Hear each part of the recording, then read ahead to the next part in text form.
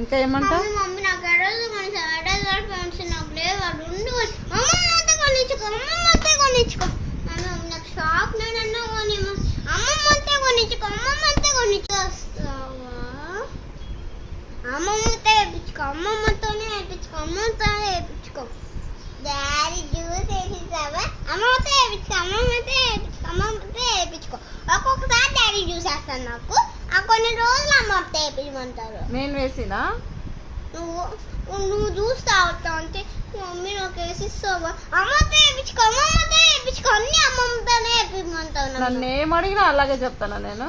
అమ్మమ్మ వేయించుకోవాలంటే మన డాడీతో అమ్మమ్మ వెళ్ళిపోయి మన డాడీతో వేయించుకుంటావు. నేను మాత్రం అస్సలు చేయను. నువ్వు ఏ పని చేయవు, ఓన్లీ వంటలో ఫోన్ చూసుకునేది వంట చేసి